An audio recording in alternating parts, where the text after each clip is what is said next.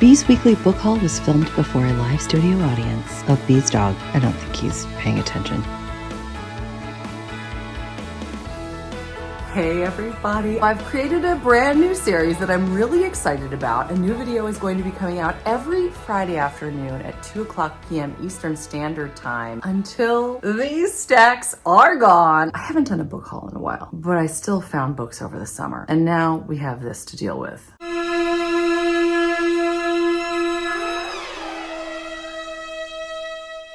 And to make it more fun, what we're going to do is we're going to spin a wheel to see how many books we'll do each week. I can't wait to share my latest acquisitions with you. I hope it gives you some inspiration yourself. I'll be sure to link everything down below. But really, this is just a chance for me to share my joy with you. Let's go ahead and start. We'll spin a wheel and see how many books I'm going to be showing you today. And I've decided to choose between 5 and 12, but the wheel is going to let us know how many we are going to do. So let's spin.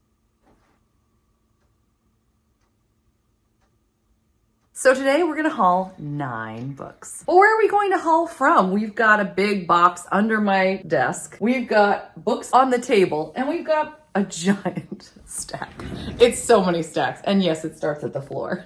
So I thought it would also be fun to spin the wheel and see where I'm gonna be drawing from each time. So let's do that for each of the 9 books. Does this seem needlessly complicated? You're welcome. Okay, so I wanted to get cozy. I got my sweater, I got my mug of tea. Let's do this. We're gonna find out where we're gonna draw our first book from. Don't worry, I'm not gonna be this detailed every time I spin.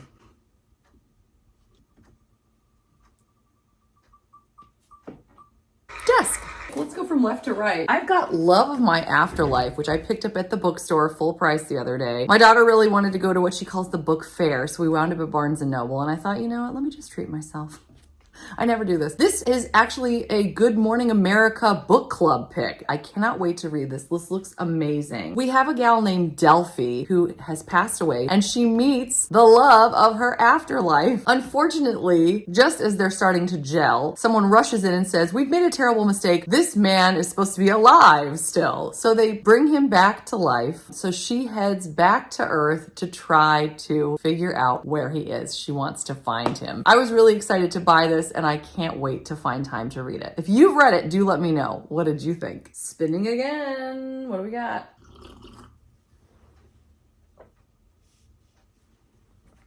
From the box. First of the stack, I got this at a used bookstore for 75 cents. This is the Heiress by Claire Delacroix. This is book 3 of the Bride Quest series. I fell in love with this immediately upon seeing the embossed roses along the sides. And of course, who doesn't love a treasure chest filled with gorgeous jewels? Yes, very exciting. I'm also loving the spine. We've got a treasure chest there and some more roses on the back. Let's open up this step back and take a peek at what we have in store. We've got saucy, ladies and gentlemen. I'm loving the clouds in the background. Look at this violet gown with all of the gold embellishments. It's like she's got a golden belt. Got some thigh grabbing. Very scandalous. Our man is handsome. He's got, what are those leather things called? It's not a bracelet. Someone will help me, and I thank you in advance. We also see, I know, some of our favorite things. Horses in step backs. Look at, we've got one right there. As well as a castle, I believe, in the background. Our man has a sword on his hip, so he's probably a knight. This sounds like all kinds of intriguing. We've got a guy, he needs to marry or lose his inheritance. So he wants to find this very rich heiress. Upon his journey, he comes across a man selling a slave girl who's actually an heiress in disguise. He needs this slave girl to help him find the heiress, but I think he's with the heiress already. They have a perilous voyage to Ireland. So this is obviously a road trip as well. It sounds very intriguing, and I can't wait to find out what happens when he discovers her hidden identity. Time to spin again.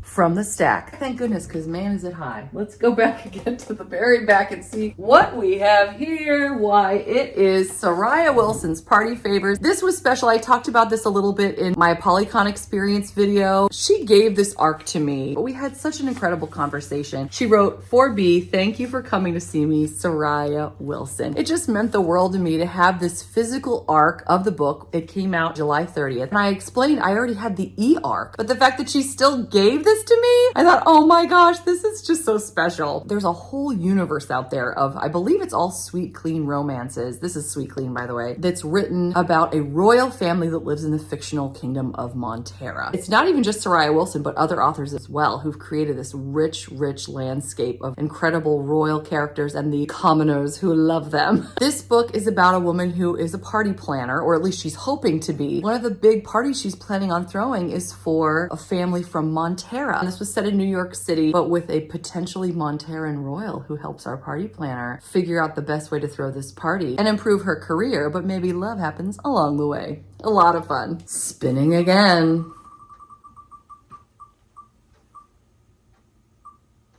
Box again. This is Shannon Drake's Ondine. I got this for 50 cents at a used bookstore. The reason I purchased this, we talked about this the other day with one of her other books. So fascinating. She uses her own family in her step back. One of you made the comment that the only other book that she's done that with is Ondine. Now, I couldn't find one with a step back, unfortunately, but we do get to see Shannon Drake and her husband within the O on the cover and the spine. Look at him rocking that hair. This is the real author and her real husband. I just love how she chooses to do that. Look at all the gold foiling as well on this cover, all this embossing. It's lovely. But for me, as I said, the centerpiece is the fact that it is our author and her husband. How cool. Who has read this? Tell us what you think. I need to know. Let's spin it to win it.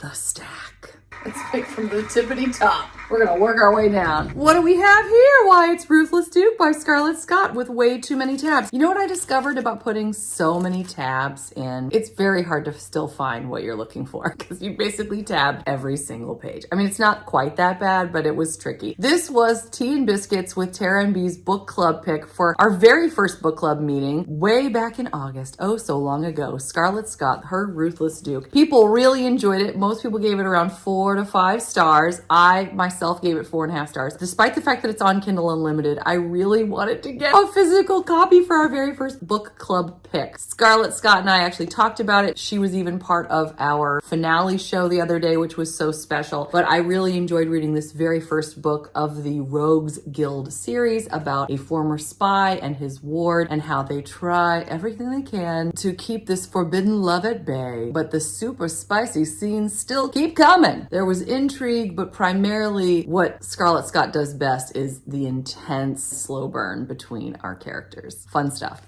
It's already time for number 5. Man, this is going quickly.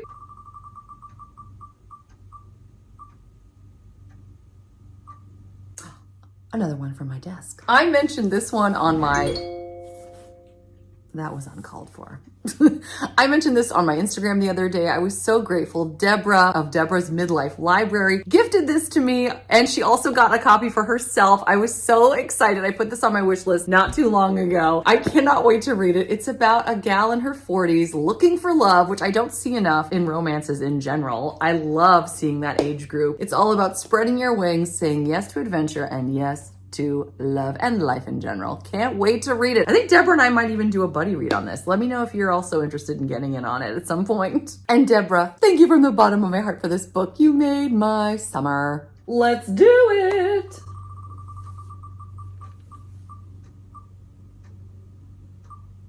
Stack again, and I'm not mad about it.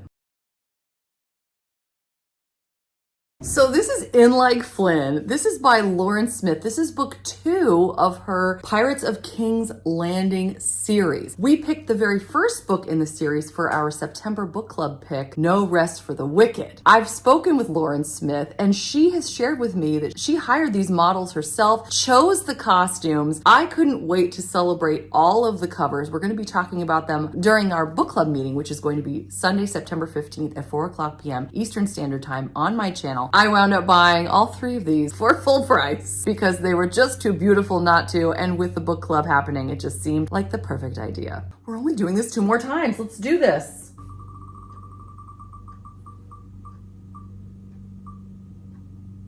Ah, the desk. So this is Lisa Kleypas's Someone to Watch Over Me. Now, I had trouble finding this one. It just was released in August. It's a brand new imagining of this story. I don't exactly know why Lisa Kleypas chose to still use Someone to Watch Over Me as the title, and it's part of Bow Street Runners. My goal is to have read the original Someone to Watch Over Me, and then of course we have this brand new one, as I said, that just came out in August. I have to thank Christy of Christy Reads a Lot for letting me know that this had happened and also helping me find it, because it was not easy to find on Amazon. I'll make sure I link this particular Bow Street Runner. I'm really curious to see what she's got to say. It's a little controversial, honestly, that she is choosing to rewrite, which is something, of course, we've been talking about in our Wallflowers read-along, which is going to be happening again September 22nd with It Happened One Autumn over on Ava's channel, Ava's Romance Books. Hope you can come join us. There's a lot of editing in It Happened One Autumn. And now for the last spin of our first episode.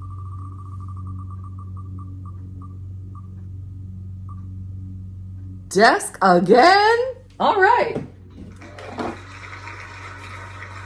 I am really excited about this one, When We Chase the Light by Emily Bleeker. A publisher reached out to me. This arc is coming out October 22nd, but I was able to get my hot little hands on it early. I'm really excited. When the publisher reached out to me and told me about this story, I thought, oh my gosh, I have to have this. So it's very different from what I normally read, but I'm all about trying new things sometimes.